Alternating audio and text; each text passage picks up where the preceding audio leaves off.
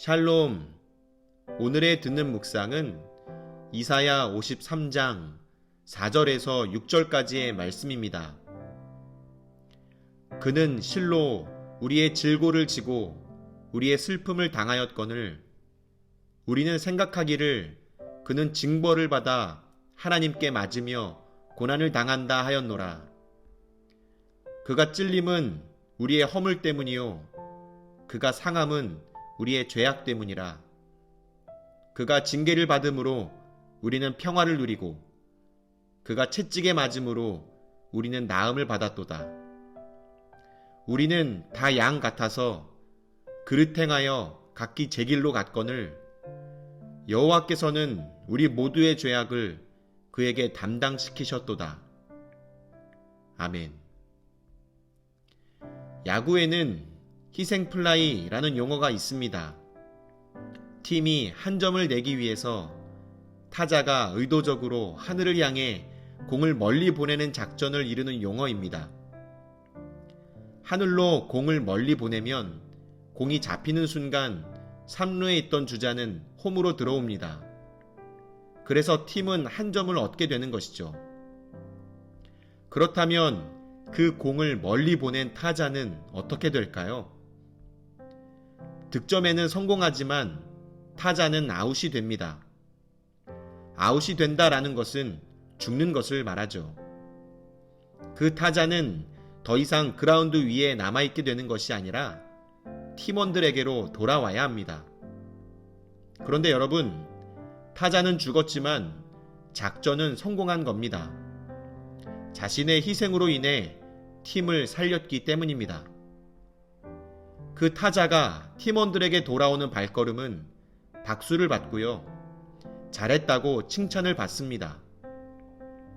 나 하나만 생각했을 때에는 어떻게든 죽지 않고 살아남는 것이 목표가 되겠지만 팀을 생각한다면 내가 죽더라도 한 점을 낼 수 있도록 자신을 희생하는 것이 팀을 살리고 그 경기에서 승리할 수 있도록 하는 중요한 역할이 되기 때문입니다. 이것이 야구에서 희생플라이입니다.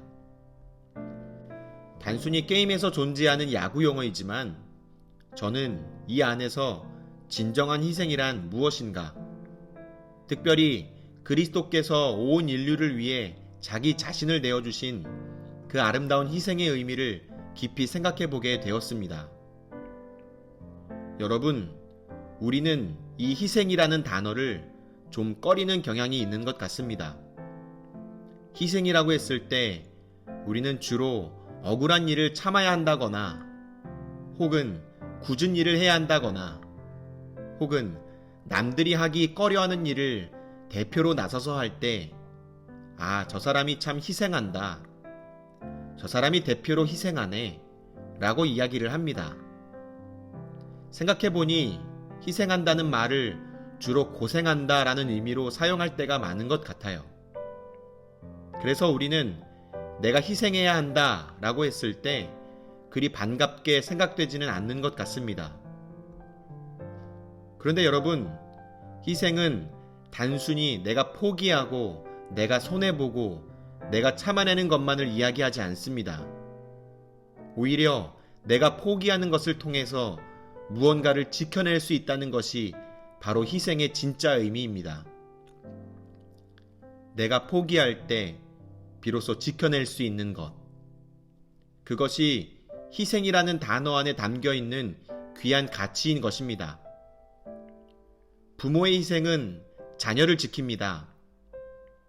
군인의 희생은 나라를 지키죠. 경찰분들과 소방대원들의 희생은 국민들의 안전을 지키고요.